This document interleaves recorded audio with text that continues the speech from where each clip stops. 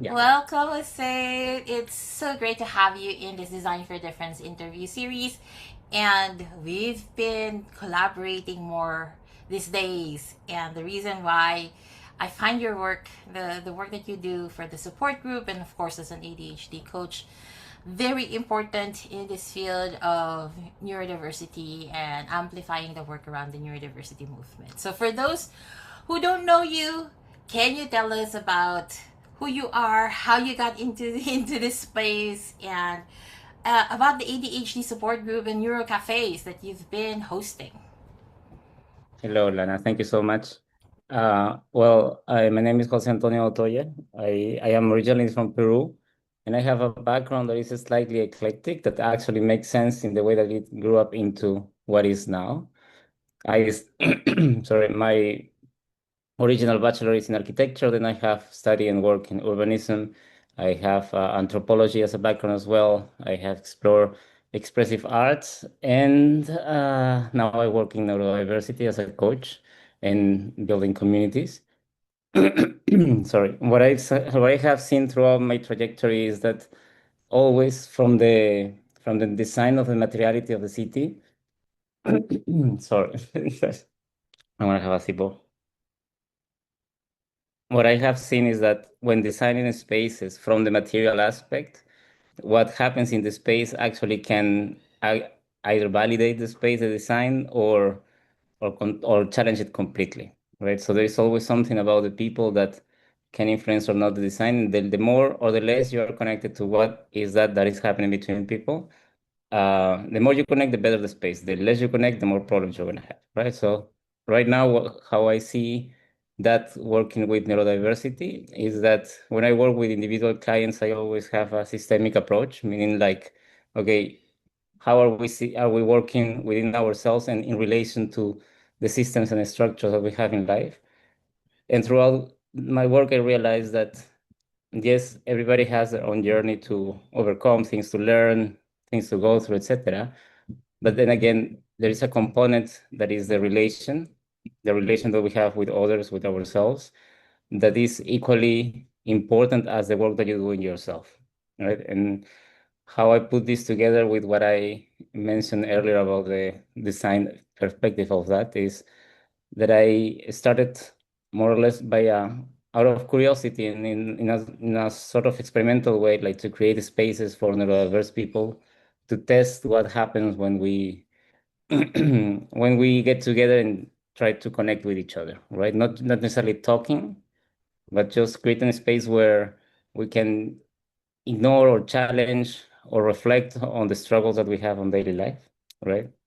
And out of that experimentation came out the ADHD support group that I have in Amsterdam and has been running since 2024. I have had more than 100 events and like 900 people or more are in the socials. What is happening in this group is I started just opening the door and trying to welcome people. And because of my personal diagnosis for ADHD and autism, I always try to make something better, right? So try testing things, have a lot of ideas, etc. But always the need to let's open the space and see what happens, right? And at the beginning, I try to set the conditions. So these are the rules. This is what needs to happen. This is how we're gonna do it. But not everything works and things keep changing. And of course, I keep having ideas and keep testing things. But something remains across every experimentation and iteration of the dynamics in the group. And at some point, I realized that remains actually is the something, let's call it like that happens in between people, right? The energy that flows when they communicate, the impact that has that someone when someone feels seen or listened to.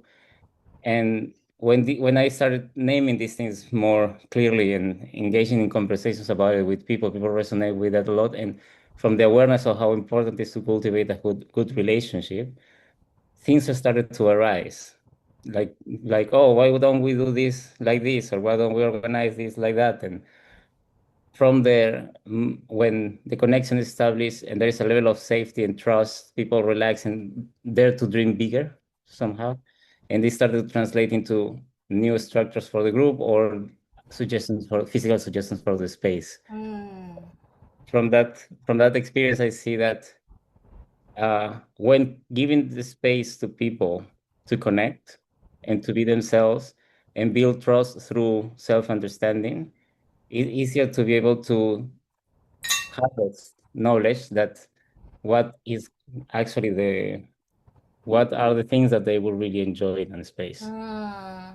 Oh, I love listening to your talk uh, during the Design for Belonging uh, conference, and that something is I need, as you've shared in the conference. And so I'm curious, how are you bringing this indigenous wisdom in neurodivergent spaces where we talk about neuro inclusion, where we talk about meeting each other's needs, the witnessing, the validating that you've talked about. So can you tell us more? Yes, of course. So all this exploration started to to show me something, as I said, like this energy flowing between people is where I realized, okay, those something's happening here, but I need to put words on this. Like, how can I explain it? And actually talking to you, like we started reflecting on, or you asked me the questions like, what is the core of the group, right? And I started to indicate into that, look into theories, reflecting a bit. And I came across this concept from Andean culture, that is Aini. And the best attempt of translation of it to English will be relational reciprocity. So that will, but the meaning is deeper. It's a whole way of looking at reality, right? So this concept implies that we in the Western world we live first things, relations later or happen after the things. And I need more relations first and then things happen, right? So it's the inverse. And look at things like everything is connected for a reason and there's a balance in the universe that needs to be kept, right? So that's the logic. And when I found this concept and started reflecting on the experience of the group and the work that I do, I realized that actually that's exactly what's happening. When people allow themselves to connect, Mm-hmm. it's Aini, is the idea that okay, it's not that I'm taking something from you and I'm giving you something specific. It's just it's a flow of energy and knowledge and emotions and energy, yeah, energy again that is flowing between people that because it's not only the what someone is saying, right? No, I'm sharing a tip, no, but it's also like, oh, it's making me feel comfortable, it's making me feel Uh, listen, I yeah. connect.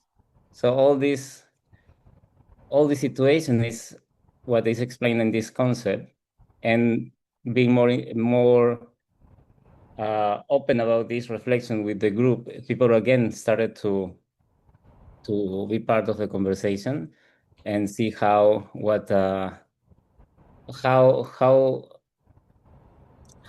how to say this, like how in the impact in your own healing process can change depending on what are the lenses that you look into Yes. it. If that makes sense, right? Yes. Because if I keep using individualistic lenses, obviously, no wonder why I want to feel lonely, right? Because at the back of my head is individualism is the rule. But if we look at things as relations, not transactional, but reciprocal, like we give our best and people and everybody does their best, so we all get the best, right? As simple as that. And just with the commitment that if we all do our best, things are going to improve, right? It's as simple as just like that. We can keep a balance. So that in the group is manifesting in the sense that people feel grateful for the space. So they get vulnerable and they open and they support each other and they try to give advice. We use a lot of nonviolent communication tools, right, to keep things in a very healthy dynamic, let's say. And I put as a rule that dialogue is fundamental, right? Because whatever, like the idea is to build safety through understanding each other, Yeah. right? Through getting to know how everybody functions. So I'm not surprised or I don't fall into misunderstandings. And through dialogue, yeah. So little by little, when all these things start to get together, is when people start to feel start to get into the feeling of belonging. Mm-hmm. Where, because there is no need to mask, there is Yeah. no need to relax, and this immediately, because of my background in design, immediately makes a jump, let's say, in my head, and I think of the standard way of doing focus groups, right? When we put a group of people that are together, our demographics, to study them somehow, or we observe them, etc. And we can, of course, collect a lot of information from there. But now I see that when we focus first on the quality of the connection between the people that we want to have a conversation with and ourselves, then when the vulnerability is open, when the boundaries are clear, when we can understand each other from where we are coming from, and we feel safe to speak out our opinion, then the level of information that you get for design, and also the level of the conversation, because even a design process in an INI energy, let's say, will be like co-creating, right? So Yeah. I am a designer, I have all the skills, I bring the skills, you have all this knowledge, you bring the knowledge, and you want this, and I propose this, and it's an ongoing process of exchange of knowledge and Yeah. experience Uh, that will benefit everybody, right? Jose, you've already tackled a lot of the different tenets around designing for difference, right? Co-creation, communication, safety, right? And structure. Like there's a Yeah, set parameters that people can land into rather than feel overwhelmed or unsure in terms of how to be in the space. And I can exactly. imagine, given that it is an ADHD support group, when things are established in this way, there's also less masking that happens, right? People come as who they are and not come as, how they are expected to be, or that they what's this they become hyper vigilant in terms of what are expectations, or what are the norms. So I hear that in this space, then there's also creating a lot of agency for people to choose and to act from their capacity. Like what you said, that reciprocity allows for gauging, in what ways can I give in this, in what ways can I receive in this. And given that you've been doing this for a couple of years now, what can you say for those who are thinking of facilitating such spaces? It's like, what's the one tip that you would want for them to think about, to explore, especially for those new facilitators, new space holders, coaches who are thinking of designing spaces of belonging where neurodivergent minds are present. Well, sorry, my throat is, with the window open, I have all the pollen coming in. The first thing that comes to my mind is that I think, based on my experience, that when we want to connect with a group, there is something that we want from them, and there is a need that they have, right? Mm, So what I will say is, like, having those two things clear, I will try to reduce all the friction around it so that can happen. For instance, in the support group, I wanted I wanted to start from the struggle of, there is nobody that can understand me, something like that. So I need to mm, bring mm, people together, mm. right? And I was like, okay, but organizing a space for people with ADHD, organizing something is always triggering, right? Because people are gonna, from the organizer side, it's like people are gonna come or not gonna come or Yeah. whatever. From the participant side, people will be like, oh, Who's in there? do I Ooh. commit? Do I not Yeah, commit? yeah, What's yeah. gonna happen? So all these doubts. So consciously, I remove as much as I could. Like, there is no entry time. There is no such a thing as being late. There's a period of time that the door is open for people to arrive. There's flexibility with the start of the conversation. There is flexibility with the structure. And I tell people, like, if things happen, we understand that things we can be late, things that our brain is not going to work sometimes properly, it's fine. But at least the minimum is just to communicate. There is no judgment.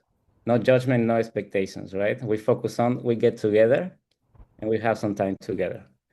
And like that is like trying to just, that's the goal, to get together in every iteration of the group, and every new idea that comes in respects that, right? It's like we get together and that's it. And whatever other, I'm gonna be super late. Okay, can I call? Okay, can I bring my emotional support dog? Okay, we can arrange. Let's see how that happens, right? Can I bring my daughter? Okay, she can be quiet, fine. So it's like we can negotiate, right? As long as the goal is respected. And I think like that it gives me the perception that people value that because it gives them the impression that their need is being seen, right? And from that, it creates a good dynamic a good energy to build on, if that makes sense, right? Yes, very much. Thank you. Thank you, Jose. And for those who would be watching, I'll also add in your links. Thank you for sharing the valuable tips on how we can design for difference and promote belonging in these spaces. Yes. Thank you so much.